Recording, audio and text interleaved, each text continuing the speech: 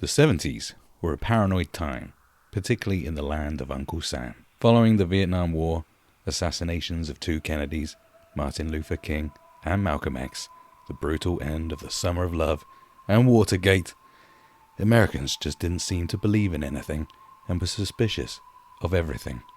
Movies in the 1970s were paranoid fever dreams about evil and corrupt government plots and secretive societies all operating in bad faith. These naughty secret organizations were constantly up to something dastardly.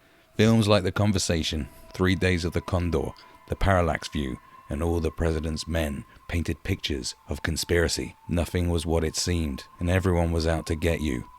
These stories never had a happy ending either, because the American dream was over and nothing mattered anymore. Most Americans of a certain age were feeling like morose, sad-faced goths who screamed and shouted at their parents, "I wish you'd aborted me." Their future, like their recent past and present, was also bleak and doomed. One of the most popular and somewhat mainstream conspiracy theories of the modern age is the faking of the moon landing.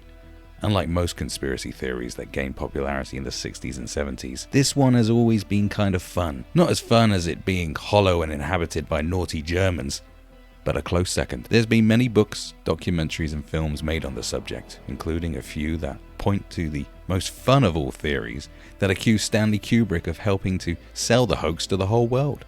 That's right, Stanley Kubrick shot the moon landing videos because he probably drank the blood of a small child? The theories about Stanley's involvement were even turned into a jovial little comedy in 2015 called Moonwalkers, starring the man with the big face and a ginger kid from Harry Potter. This was also talked about extensively in the documentary Room 237, which analyzes all the alleged secrets hidden in Kubrick's adaptation of The Shining. The consensus was that The Shining, amongst many other things, was a confession about his involvement in the moon landing hoax. When Kubrick made 2001: A Space Odyssey, it was considered an epic feat of filmmaking. For a man who had never been to space, apparently Kubrick did a fine job of putting the experience onto film, including a scene on the moon. If anyone could pull off such a hoax video, it was Stanley. However, the moon landing video is perhaps not his best work. Or maybe it actually is. It's so ropey it's perfect. Well, whatever you think. It's not 2001 or The Shining that have influenced the moon landing theory the most. It's actually a fairly decent 70s conspiracy thriller from 1978, Capricorn 1. Capricorn 1 tells the story of the first crewed mission to Mars, called Capricorn 1, which, unbeknown to many, is actually a hoax.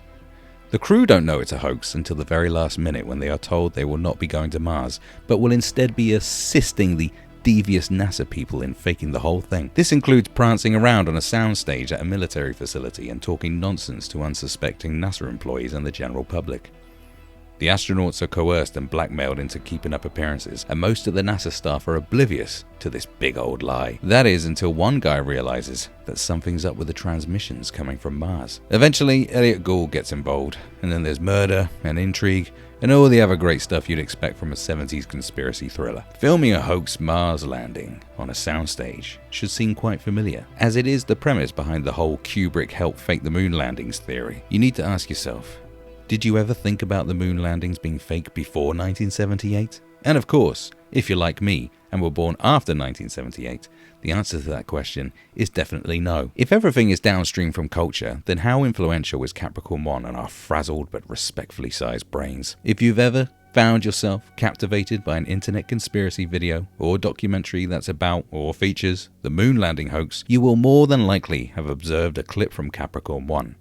These clips regularly blow people's minds, saying things like, "They're just not even trying to hide it," or "They're just rubbing it in our faces, the buggers."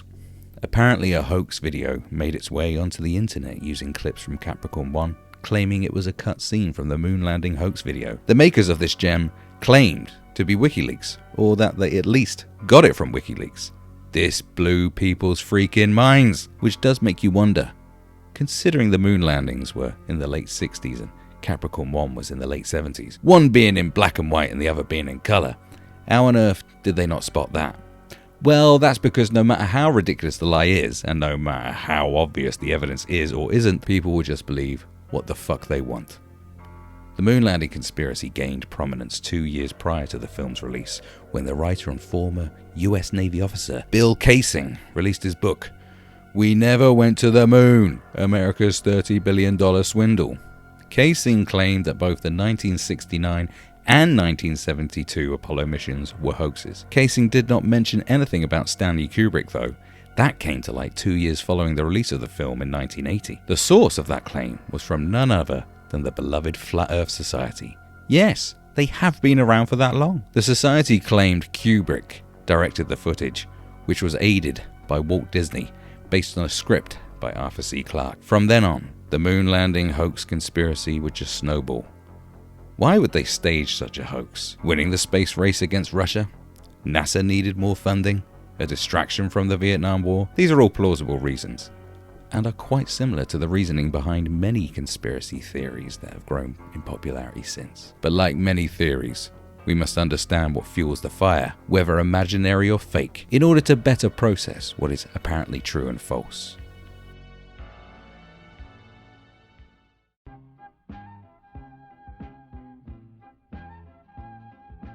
Movies of that era and since then have been obsessed with evil secret government agencies, and sometimes evil secret government agencies within government agencies who are hell-bent on committing mischief and murder to cover up their naughty deeds. Nowadays, conspiracy theories and those that purport and support them are labelled as fringe lunatics by the mass media. This is highly amusing, as it's the mass media who've most likely been the most influential when it comes to the idea of sinister government conspiracies. Linda Day, who wrote the book American Folklore and Mass Media, spoke of Capricorn 1, labeling the movie slanderous, as it depicted the government as people who used violent operatives to hunt down and kill those who tried to expose the truth. Day believed that Capricorn 1 was significantly influential on the moon landing conspiracy theory gaining mass adoption, stating, "The mass media catapult these half-truths into a kind of twilight zone where people can make their guesses sound as truths. Mass media have a terrible impact on people who lack guidance." She ain't wrong. The absolute answer that the Russians interfered in our 2016 election. They did so to favor Donald Trump. They were much more involved, and aggressively so, than I think many of us had any reason to expect. Capricorn 1's director, Peter Hyams, had similar views on the power and danger of mass media, saying, "I was part of the generation that grew up believing that if we saw it on television, it was true. I learned how inaccurate newspapers were, and I realized that TV is just as inaccurate." Hyams wanted to make a film that showed how easy it was to be manipulated by television. He wanted the film to be fun and entertaining, and not to be some statement about the moon landing being a hoax. Hyams perhaps didn't realize the power of movies. Even though they are mostly fiction, there are people out there that see them as absolute truth. Hollywood has been taken over by ideologues who will stop at nothing in order to deliver their message, even if it means colossal financial failure, and they understand the power of message over profit. Well, you'd hope that's what they understand at least. The 70s, like the post-9/11 era, was a golden age of conspiracy. Movies of the time reflected and fueled this. Trust in authority was low and suspicions were high. The mistrust stemmed from the U2 incident of 1960, which gave birth to the counterculture movement and its flock of dirty hippies. After all the assassinations, the Vietnam War and Watergate, 70s America, which would influence the Western world in the decades that followed, mistrusted the government. On the flip side of that, they trusted the movies. And why not? People like Jane Fonda were anti-government. They were on the right side. Well, only if you were on the anti-war side. Hollywood cares about hit movies, and movie stars care about their own sense of virtue. Hollywood isn't interested in how their products hurt society. They only care about products that hurt society, which compete for their financial dominance. The movies of the 70s didn't seek out to better society. They were made to make money. The artists who made these movies wanted to say something, but many great artists have been conflicted about the power that their movies have, such as Stanley Kubrick and Peter Hyams. Peter Hyams thought the moon landing theories were ludicrous, and I'm sure he wouldn't be too happy that the film has had such an influence on the moon landing hoax conspiracy theory. Warner Brothers, who made Capricorn 1, wouldn't have been so fussed about that. and still wouldn't. On its own, Capricorn 1 wouldn't perhaps be so influential in the moon landing theory if it wasn't for all the other conspiracy movies of the time. I would argue that the imagery from and the plot of Capricorn 1 heavily influences the moon landing hoax theories.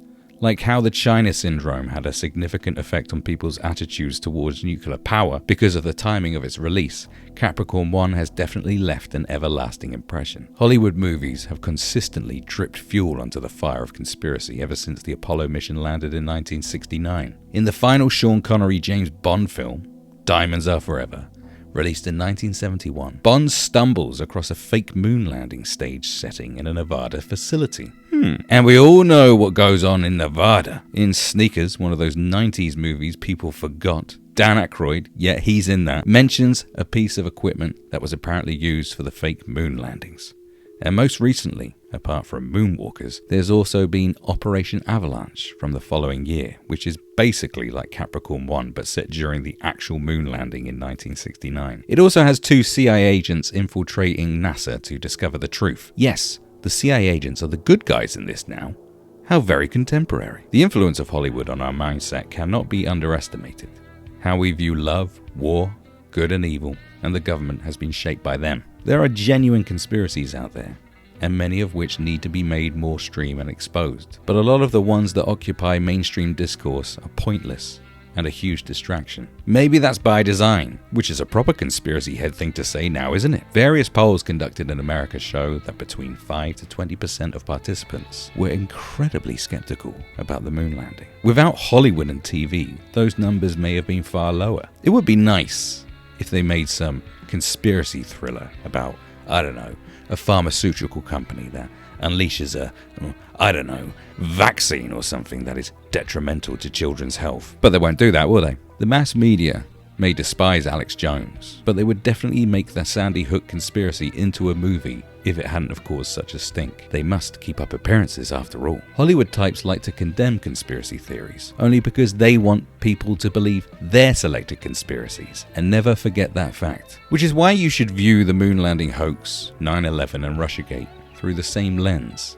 The lens of fun. Because most big elaborate conspiracy theories are fun, like silly blockbuster movies made by Roland Emmerich and Michael Bay. They're not to be taken too seriously.